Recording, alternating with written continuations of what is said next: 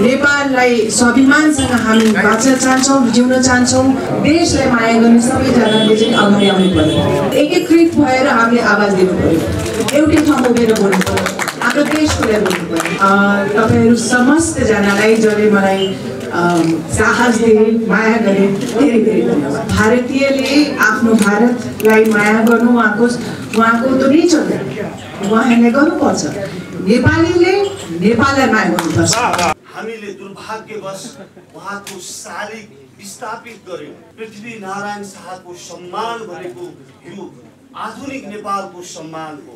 उहाँले एउटा भन्नुभएको थियो, देशमा विदेशी बुवासाहरूलाई नछिराउनु, तिनीहरूले देश सिद्धाउँछ त विदेशी बुवासाहरू होइन। आदरणीय दाजुभाइ दिदीबहिनीहरू, नेपालभित्रकै बुवासाहरूले यो देश सिद्धाइसकेका छन्। यो देशको राष्ट्रियतामा प्रश्न चिन्ह आइसकेको छ। यो देश क्रीडा स्थल बन्न सक्छ यदि तपाईँ हामीले समयमै विचार पुर्याएनौँ। बुवासाहरूलाई, यो शासनमा व्यस्त बुवासाहरूलाई, यी व्यक्ति विकृतिमा चाहिँ अव्यस्त बुवासाहरूलाई चाहिँ हामीले अगाडि पार्यौँ भने हाम्रा ती विभूतिहरूले, हाम्रा योद्धाहरूले, हाम्रा चाहिँ इमानदार पृथ्वीनारायण शाह जस्ता, भक्ति थापा जस्ता मान्छेहरूको, बहादुर शाह जस्ता मान्छेहरूको योगदानमा यो जवाब दिनुहुन्छ।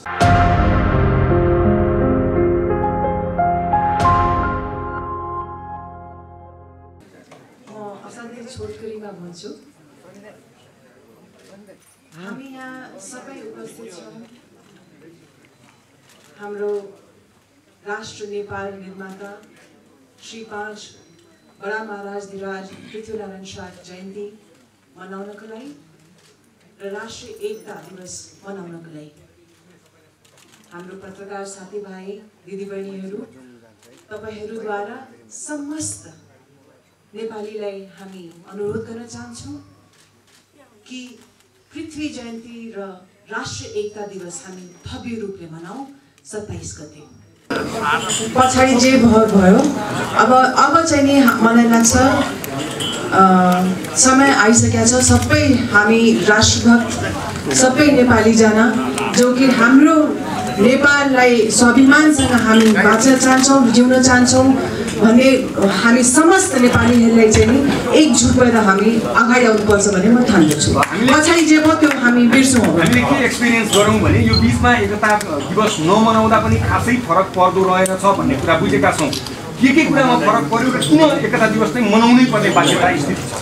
हेर्नुहोस्, कुनै पनि दिवस हामीले त्यसको भ्याल्युजसँग सम्बन्धित हुन्छ। हाम्रो यो एकता, राष्ट्रिय एकता दिवसको के भ्याल्यु हो त्यो मैले तपाईँलाई सम्झाउनु पर्दैन, हामी सबैले थाहा छ। त्यो भ्याल्युजलाई सम्झेर हामीले यो दिवस मनाउनुपर्छ। सम्पूर्ण नेपालको हरेक ठाउँमा मलाई लाग्छ सबैजनाले ठाउँ ठाउँमा मनाइ नै रहनु भएको छ। बारेमा म अलिकति जानकारी राखिदिउँ। पोखरामा पनि त्यही समयमा हुँदैछ। पोखरामा जाँदै भव्य कार्यक्रम हुँदैछ, बुटौलमा हुँदैछ, नवलपरासीमा हुँदैछ, चितवनमा हुँदैछ। कारणले गर्दा एकता दिवस मनाउन छाडियो भन्ने हजुरलाई लाग्छ? त्यसको विश्लेषण नगर्नु, हामी सबैको अलिअलि केही त्यसमा छ, तर त्यतातिर नजाउँ। अब हामीले गर्नुपर्ने अगाडि के काम हो, अहिलेको के काम हो त्यतातिर जाउँ। अहिले चाहिँ हाम्रो यस्तो स्थिति आएको छ कि जुन पोलिटिकल अनस्टेबिलिटी हामीले देखेको छौँ, त्यो एउटा ठाउँमा रहेको ठिकै छ, तर देश अनस्टेबल हुनु भएन। देशलाई माया गर्ने सबैजनाले चाहिँ अगाडि आउनु पर्यो। देशको आवश्यकता के जस्तो लाग्छ? एकीकृत भएर हामीले आवाज दिनु पर्यो, एउटै ठाउँमा उभिएर बोल्नु पर्यो, हाम्रो देशको लागि बोल्नु पर्यो। मेरो अन्तिम जिज्ञासा छ हजुरलाई, जति बेला हजुरले नेपाल र भारतको बिचमा जुन लिपिया धुरा काला पानी र लिपुलेखको विषयमा यो हाम्रै भूमि हो भनेर बोल्नुभयो, त्यति बेला सारा भारतीय मिडियाहरू भारतको खाद्य नेपालको गाना गाथिए भनेर हजुरमाथि उनीहरू आक्रमणमा उत्रिए। हजुर बोल्नु भएन, तर हामीले डिफेन्स गऱ्यौँ सोसल मिडियाबाट। आज त्यसको जवाब हजुरले दिनुपर्छ। तपाईहरू समस्तजनालाई जसले मलाई साहस दिए, माया गरे, धेरै धेरै धन्यवाद। भारतीय मिडियालाई के भन्नु?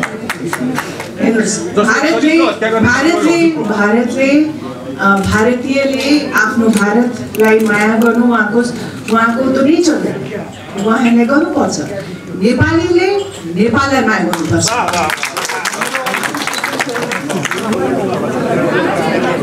हाम्रो राष्ट्र निर्माता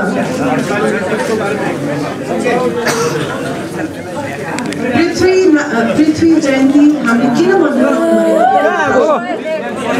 हाम्रो राष्ट्र निर्माता हो उहाँले नेपाल बनाउनु त्यसैले हामी नेपाली भनेर चिन्यौँ त्यसको लागि सम्झिनलाई त्यसको लागि कृतज्ञता दिनलाई त्यसको लागि आदर दिनलाई हामी एकत्रित हुनुपर्छ।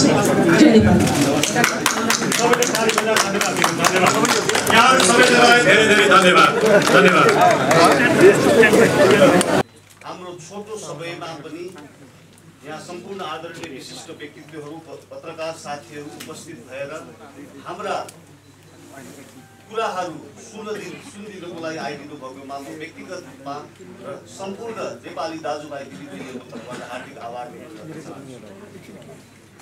पृथ्वीनारायण शाहको बारेमा मैले धेरै कुरा बताइरहनु पर्दैन।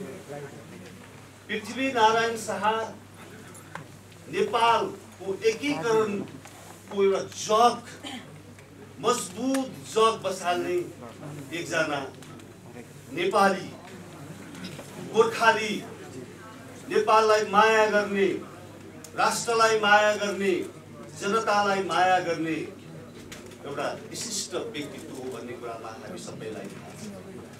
तर आज हामी यहाँ उपस्थित हुनुपर्ने कारणमा उहाँको कन्ट्रिब्युसनलाई, उहाँले गरेको कार्यलाई हामीले अवमूल्यन गर्यौं। हामीले उहाँले गरेको, उहाँले यो जग मजबुत जग बसाएको हामीले बिर्स्यौं। हामीले दुर्भाग्यवश उहाँको शालिग विस्थापित गर्यौं, उहाँको शालिग तोडफोड गर्यौं र उहाँले जुन नेपालको एउटा चाहिँ भिजन, एउटा स्वाभिमान, एउटा निष्ठा, एउटा इमानदारीता देखाएर यो देशलाई जोगाउनु भयो, त्यसको अवमूल्यन गर्यौं। अब यो हामी नेपाली 3 करोड नेपाली दाजुभाइ दिदीबहिनीहरू सहन सक्दैनौँ भनेर हामी एकत्रित भएका हौं। र अघि नै मेरा पूर्ववक्ता साथीले यहाँ भनिसक्नु भएको छ, पृथ्वीनारायण शाहको सम्मान भनेको यो आधुनिक नेपालको सम्मान हो। पृथ्वीनारायण शाहलाई एउटा एकताको प्रतीक मान्नुपर्छ भन्ने कुरामा उहाँले भनिसक्नु भएको छ। मलाई इतिहास पढ्दाखेरि, पृथ्वीनारायण शाहको इतिहास पढ्दाखेरि 2-4वटा यादहरू मलाई त्यहाँ अहिले पनि आएको छ। उहाँले एउटा भन्नुभएको थियो, देशमा विदेशी बुवासाहरूलाई नछिराउनु, तिनीहरूले देश सिद्धाउँछ भनेर मैले कुनै एउटा उहाँको चाहिँ इतिहास पढ्दाखेरि मैले पढेको थिएँ। अब त विदेशी बुवासाहरू होइन आदरणीय दाजुभाइ दिदीबहिनीहरू, नेपाल भित्रकै बुवासाहरूले यो देश सिद्धाइसकेका छन्। यो देशको राष्ट्रियतामा प्रश्न चिन्ह आइसकेको छ, यो देशको मौलिकतामा प्रश्न चिन्ह आइसकेको छ, यो देशको स्वाभिमानमा प्रश्न चिन्ह आएको छ। आफ्ना कुर्सीका लागि, आफ्ना स्वार्थका लागि राष्ट्र देशभित्रका बेमान बुवासाहरू हलचलमा आवास गरिसकेका छन्। त्यसै कारणले यो पौष 27 गते उहाँले पुर्याउनु भएको योगदान, राष्ट्रको लागि पुर्याउनु भएको योगदान र उहाँले खडा गरेको जगमा टेकेर अन्य नेपालका सपुतहरूले, सपुत्रीहरूले पुर्याउनु भएको योगदानलाई हामीले सम्मान गर्न सकेनौँ भने यो चन्द्र सूर्य झण्डा अंकित चाहिँ झण्डामा पनि प्रश्न चिन्ह आउँछ। यो देश क्रीडा स्थल बन्न सक्छ यदि तपाईँ हामीले समयमै विचार पुर्याएनौँ। यदि हामीले यस्तै बुवासाहरूलाई, कुशासनमा व्यस्त बुवासाहरूलाई, यी व्यक्ति विकृतिमा चाहिँ अभ्यस्त बुवासाहरूलाई नै हामीले अगाडि पार्यौँ भने हाम्रा ती विभूतिहरूले, हाम्रा योद्धाहरूले, हाम्रा चाहिँ इमानदार पृथ्वीनारायण शाह जस्ता, भक्ति थापा जस्ता मान्छेहरूको, बहादुर शाह जस्ता मान्छेहरूको योगदानमा यो अवमूल्यन हुनेछ। उहाँ हाम्रो राष्ट्रिय पिता हो, राष्ट्रिय पिता हो, एकताको प्रतीक हो। राष्ट्रिय पितालाई हामी उहाँको सन्तानले आफ्नो पितालाई अपमान गर्न खोज्यौं भने हाम्रो अस्तित्वमाथि पनि शङ्का हुन्छ। त्यसकारणले म यो पौष धेरै बोल्न चाहन्न।